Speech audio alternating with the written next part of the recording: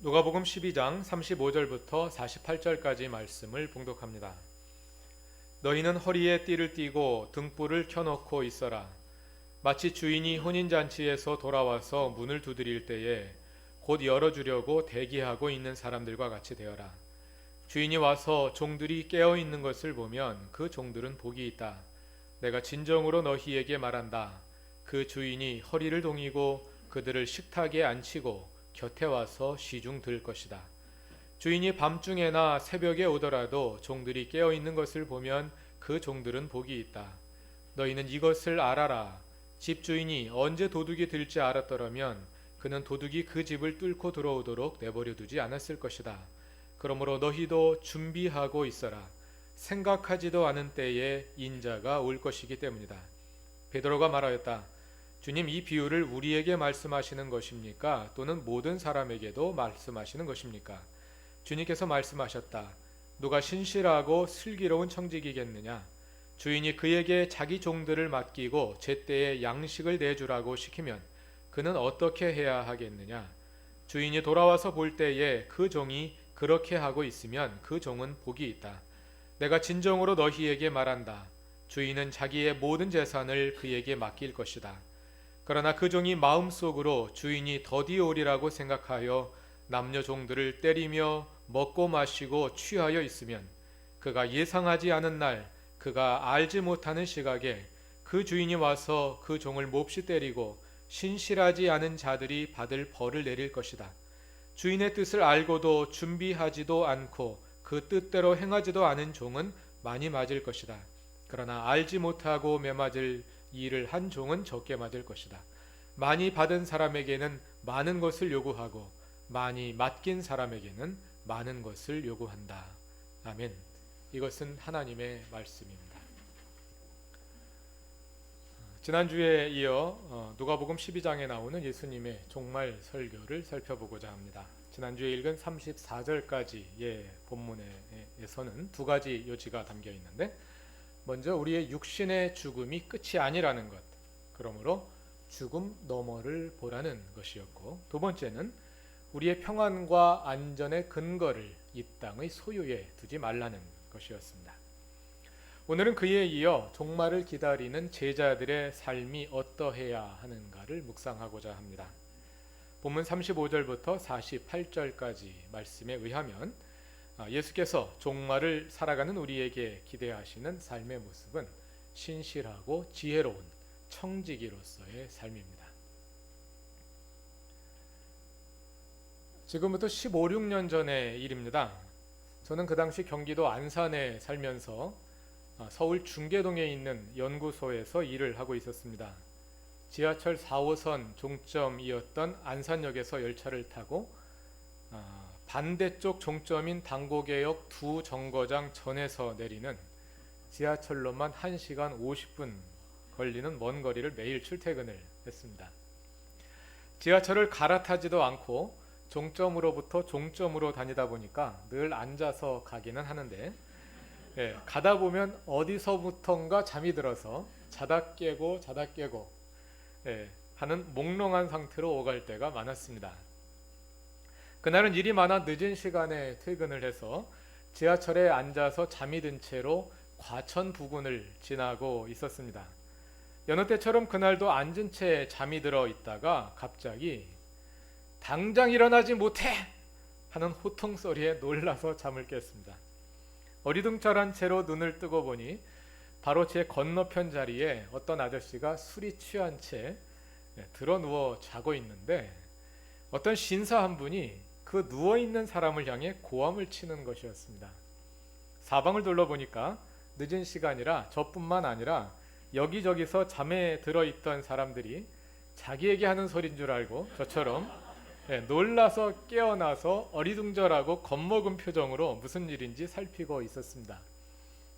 그 신사는 나이가 지긋이 드시고 정장을 차려입은 분이었는데, 누워있는 사람을 사정없이 손으로 내려치면서 이 공중도덕도 모르는 놈, 여기가 내 집 안방이야? 당장 일어나지 못해? 하면서 연거푸 호통을 치고 있었습니다. 누워 자다가 봉변을 당한 그 취객은 어슴풀에 눈을 뜬 채 당신 누구야? 하면서 저항을 했습니다. 그러나 그러한 반응에도 그 신사는 그치지 않고 내가 누군지는 알 거 없고 이놈아, 나는 내 친구야. 여기가 내 집 안방인 줄 알아? 나이를 먹었으면 나이 값을 해야지. 당장 일어나지 못해? 이 공중도덕도 모르는 놈 하면서 그날 공중도덕이란 말이 굉장히 많이 나왔습니다. 아주 근엄한 음성으로 야단을 치고 있었습니다. 하도 엄하게 호통을 치며 계속 손으로 내려치니까 누워있던 사람이 그 자리에서 벌떡 일어나서 아이쿠 잘못했습니다. 한 번만 봐주십시오 하며 사정을 하기 시작을 했습니다. 그러자 그 신사도 노기가 좀 풀린 것 같았습니다. 그럼 그래야지. 사람이 공중도덕을 알아야지.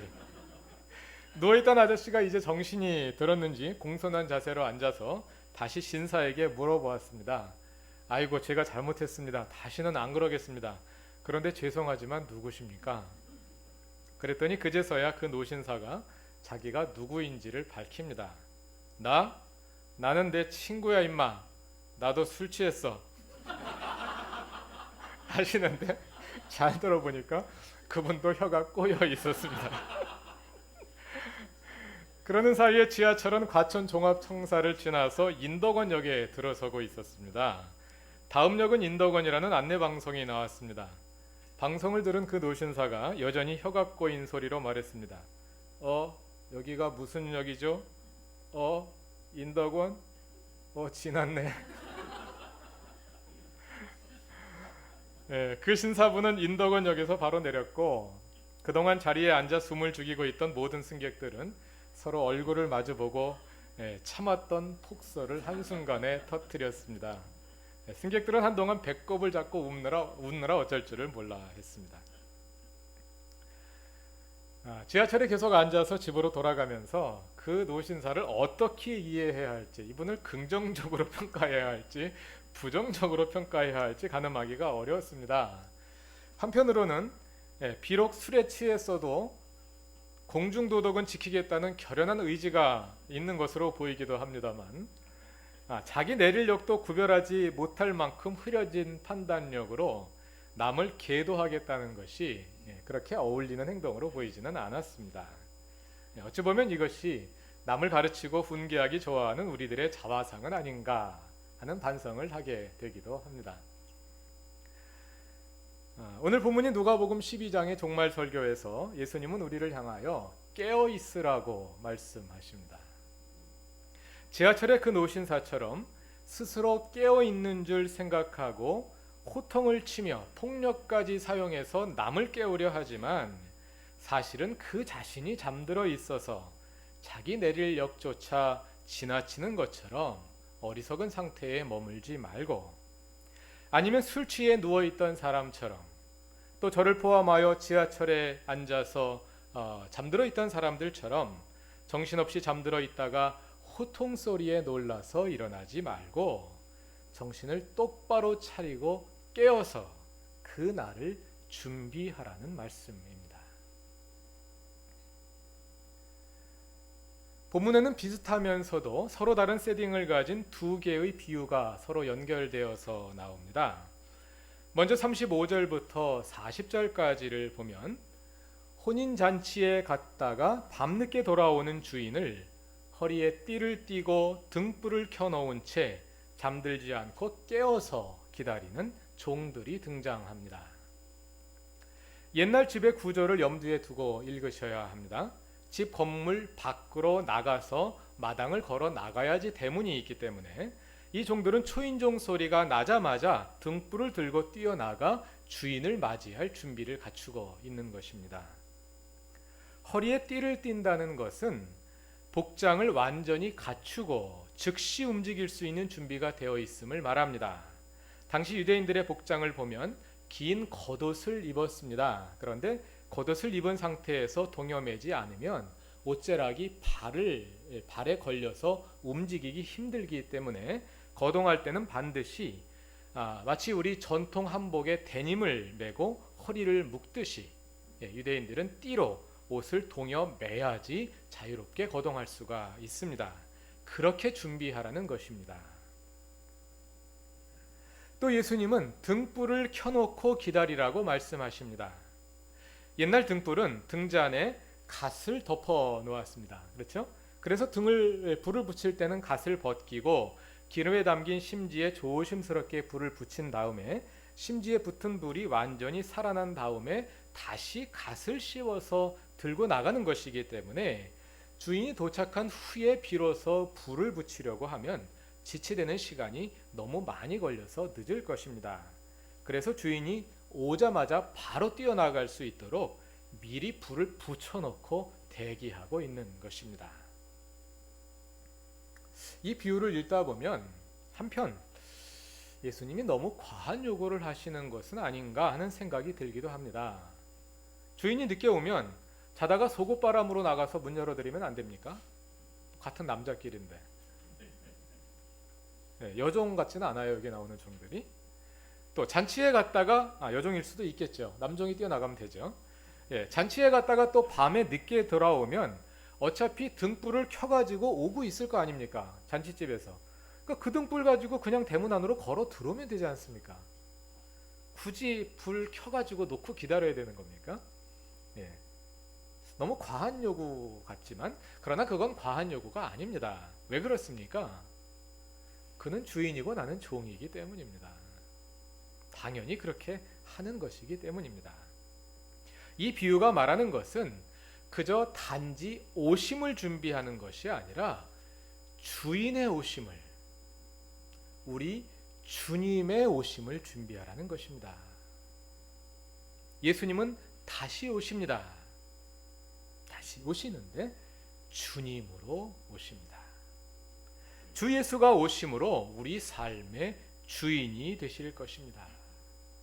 그 주의 오심을 준비하십시오. 주인이 밤중에나 아니면 새벽에 오더라도 종들은 그때까지 자지 않고 깨어서 주인을 기다리며 주인에 대한 예와 의무를 다합니다. 그러한 종들은 복이 있습니다. 그런데 그러한 종들에게는 매우 충격적인 보상이 기다립니다. 37절을 다 같이 읽어보겠습니다. 주인이 와서 종들이 깨어있는 것을 보면 그 종들은 복이 있다. 내가 진정으로 너희에게 말한다. 그 주인이 허리를 동이고 그들을 식탁에 앉히고 곁에 와서 시중 들 것이다. 곁에 앉히고 주인을 식탁에 앉히고 곁에 와서 시중 드는 것은 허리를 동이고 식탁에 앉히고 시중을 드는 것은 종이 하는 일 아닙니까? 그런데 그 주인이 종들을 식탁에 앉히고 곁에 와서 시중을 들 것이라는 말입니다. 매우 역설적인 말씀입니다. 예수님은 우리에게 종의 자리에서 주인의 오심을 준비하라고 말씀하십니다. 그런데 그 주님이 오신 후에 벌어지는 사건은 주인과 종의 자리가 뒤바뀌는 것입니다. 종이 아니라 주인이 허리를 동이고 종들을 식탁에 앉히고 주인이 음식을 대접한 후에 곁에 서서 시중을 든다는 것입니다. 음식을 차리고 식탁에 모셔 섬을 의미하는 디아코니아, 이 말의 문자적 의미가 여기서 그대로 실현되고 있는 것입니다. 그런데 이런 모든 역설적인 성취는 오직 깨어서 기다리는 사람들에게만 이루어질 것입니다. 40절에서 예수는 이 비유를 다음과 같은 말씀으로 맺으십니다. 그러므로 너희도 준비하고 있어라. 생각하지도 않은 때에 인자가 올 것이기 때문이다.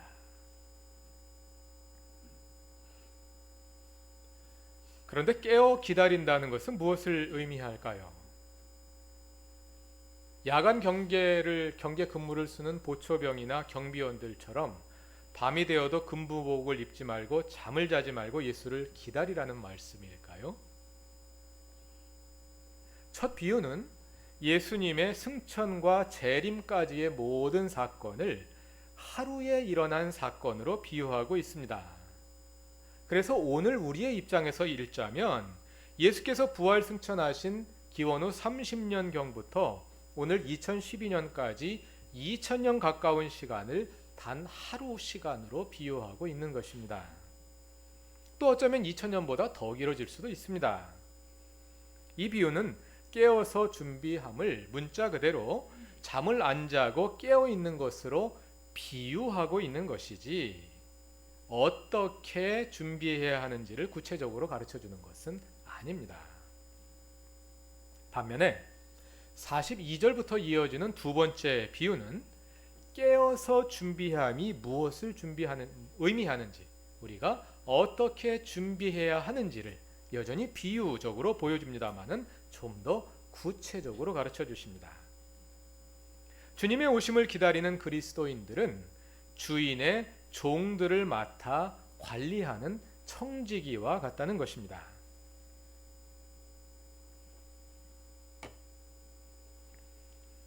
주인이 먼 길을 떠나면서 청지기에게 중요한 임무를 맡겼습니다. 그것은 주인의 종들에게 때를 따라 음식을 나누어 주는 것입니다. 앞의 비유에서 보았듯이 이 비유의 주인은 종들 위에 군림하고 지배하는 주인이 아니라 오히려 종들을 섬기는 주인입니다.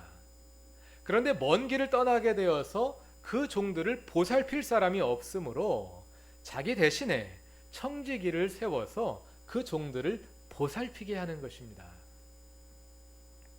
예수님은 그 임무를 잘 감당하는 종을 가리켜서 신실하고 슬기로운 청지기라고 말씀하십니다. 여기서 신실하다로 번역된 헬라어 피스토스는 다른 곳에서는 충성하다로 번역된 말입니다. 요한계시록 2장 10절에 보면 죽도록 충성하여라 그리하면 내가 생명의 면류관을 너에게 주겠다 하고 말씀하시는데, 여기서 충성하다로 번역된 형용사가 이 똑같은 형용사 피스토스입니다. 또 갈라디아서 5장 22절부터 23절에 나오는 성령의 9가지 열매를 개역성경은 사랑과 희락과 화평과 오래 참음과 자비와 양선과 충성과 온유와 절제라고 옮기는데, 여기서 충성으로 번역된 말이 피스토스의 명사형인 피스티스입니다. 신실함, 충성스러움 같은 말입니다. 그러니까 신실한 청지기라는 말은 다른 말로 충성스러운 청지기라는 말로 바꿀 수 있습니다. 우리는 보통 충성하면 위계질서 속에서 윗사람에게 충성하는 것으로 이해를 합니다. 그러나 예수님이 말씀하시는 충성은 그와 다릅니다. 물론 이 비유에서 충성은 1차적으로 주인에게 충성하는 것입니다. 그러나 주인에 대한 그 충성은 위계질서에 충실하는 것이 아니라 오히려 그것을 뒤집어서 자기의 관할 아래에 있는 종들을 섬기는 것입니다. 그것이 성경이 말하는 충성입니다. 오히려 그 위계질서에 충실하여 권력을 행사하는 것은 충성의 반대말입니다. 46절을 다 같이 읽어보겠습니다. 그러나 그 종이 마음속으로 주인이 더디오리라고 생각하여 46절입니다. 남녀 종들을 때리며 먹고 마시고 취하여 있으면 그가 예상하지 않은 날 그가 알지 못하는 시각에 그 주인이 와서 그 종을 몹시 때리고 신실하지 않은 자들이 받을 벌을 내릴 것이다. 46절 아닌가요? 45절이군요. 굉장히 멀리 있어가지고 찾느라고 시간이 많이 걸리셨죠. 여기에 보면 여기에 나오는 바람직하지 않은 종은 권력을 남용하는 위계질서에 충실해서 내가 위고 너는 아래야. 위계질서에 충실한 권력을 행사하는 사람입니다. 그런데 그런 사람을 가리켜서 주인은 신실하지 않은 자들이 받을 벌에 처할 것이다. 다시 말해서 충성하지 않는 사람이 받을 벌에 처할 것이다. 이렇게 말씀하는 것입니다. 우리의 충성은 주님에 대한 충성일 뿐 아니라 우리의 영향 아래에 있는 사람들을 섬기는 충성으로 나타나야 합니다. 그것이 주님의 오심을 준비하는 것입니다. 다시 42절로 돌아가서 주님이 기대하시는 청지기는 신실할 뿐 아니라 슬기로운 청지기입니다.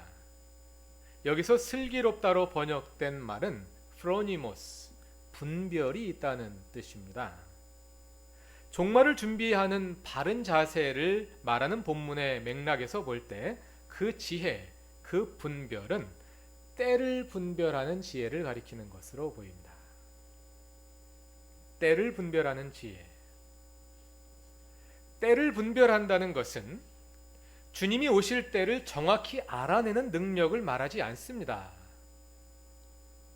우리가 보통 때를 분별하라 이런 말씀으로 설교하면 많은 분들이 요한계시록의 예를 들면서 도처에 지진이 일어나고 전쟁이 일어나고 기근이 일어나는 요한계시록의 징조들이 지금 일어나고 있기 때문에 지금이 종말이다 이런 식으로 이해를 합니다.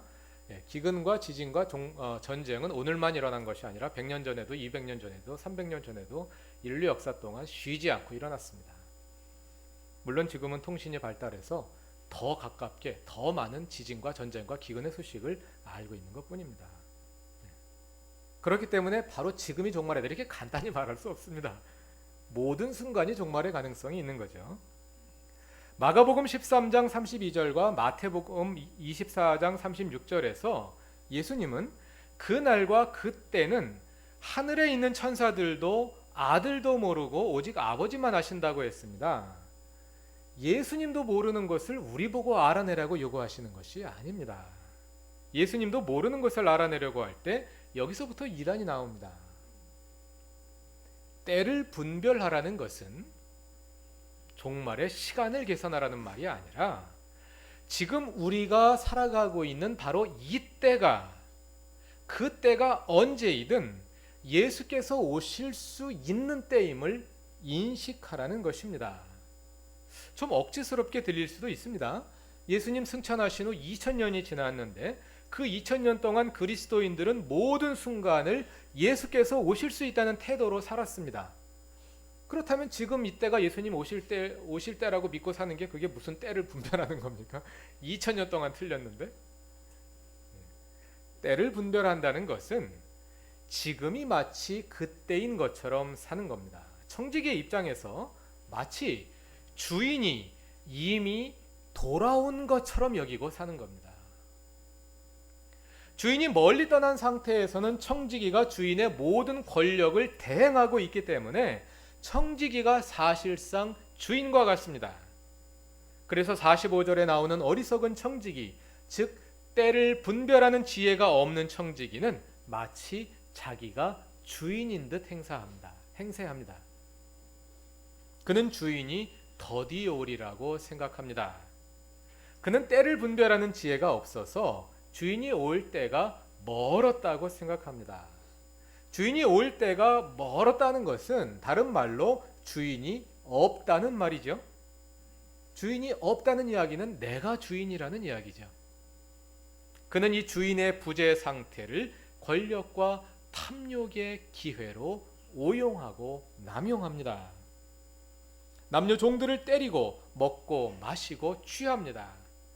때를 분별하는 지혜가 없어서 마치 주인이 애초부터 존재하지 않은 것처럼 착각하고 그 자신이 주인 행세를 하고 있는 것입니다. 그러나 때를 분별할 줄 아는 슬기로운 청지기는 주인이 아직 돌아오지 않았으나 마치 지금 주인이 이미 와 있는 것처럼 여기고 행동합니다. 그래서 그는 주인의 모든 권력을 소유하고 그 권력을 대행하여 사실상 주인과 같지만 결코 주인으로 행세하지 않습니다. 그는 주인이 있으나 없으나 자신이 청직이라는 사실을 잊지 않습니다. 주인이 일찍 오나 늦게 오나 그에게 주인은 이미 와 있는 것과 다름없습니다. 아니 처음부터 가시지 않고 여기 함께 있는 것과 다름없습니다. 그것이 때를 분별하는 지혜입니다. 논리적으로 생각하면 여기에 개념에 혼란이 있는 것으로 들릴 수 있습니다.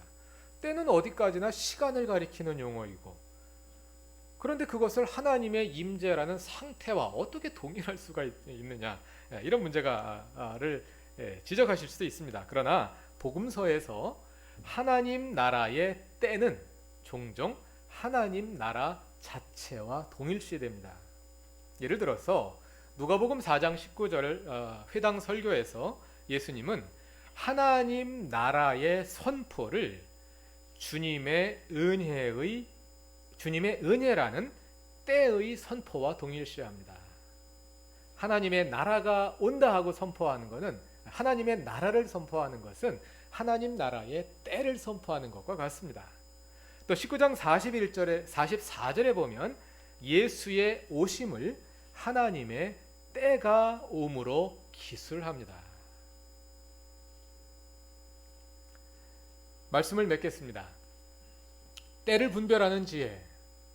주인이 멀리 떠나 있으나 마치 여기에 함께 있는 것으로 인식하는 지혜가 있는 청지기는 늘 주님의 오심을 준비하며 삽니다. 본문에는 준비한다는 말이 3번 나옵니다. 먼저 첫 비유 중 40절에서 예수님은 그러므로 너희도 준비하고 있으라 하고 말씀하십니다. 또 두 번째 비유에 나오는 47절에서 주인의 뜻을 알고도 준비하지 않은 종들은 큰 벌을 받을 것이라고 말씀하십니다. 때를 분별하고 준비하는 지혜, 그것이 우리에게 있어야 할 지혜입니다. 그런데 그 지혜가 없는 사람들, 즉 어리석은 사람들은 어떻게 행동할까요? 누가복음 12장 20절을 다 같이 찾아서 읽어보겠습니다.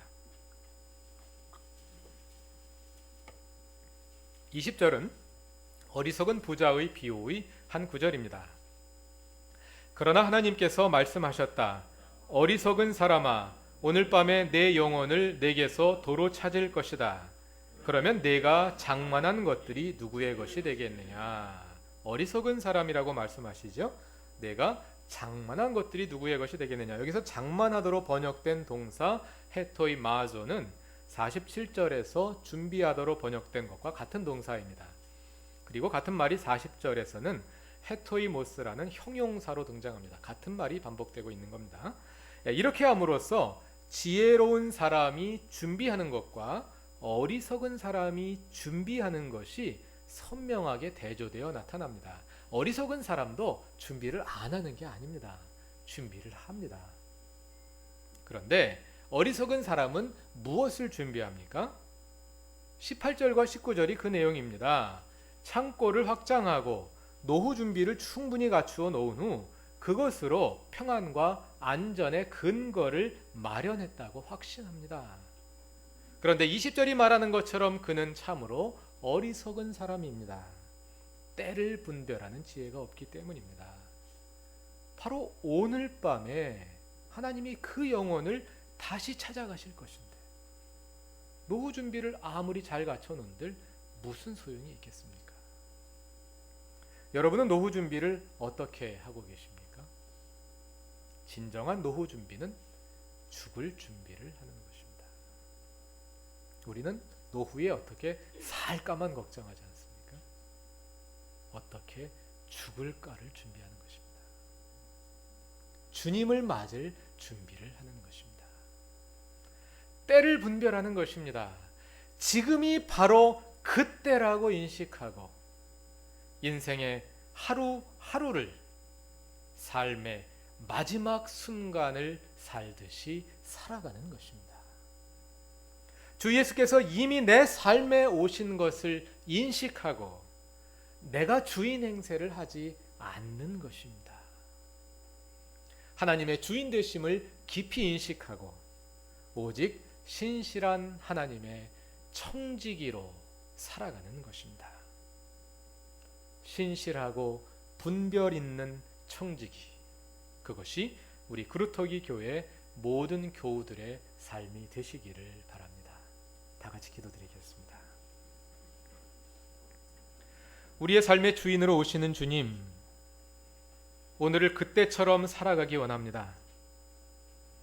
오직 하나님을 주인으로 모시고 신실하고 분별 있는 청지기로 살아가기 원합니다.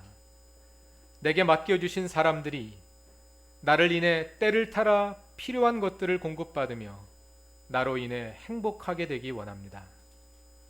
주님 되시는 하나님이 주시는 지혜를 따라 사랑과 믿음을 실천하며 살기 원합니다.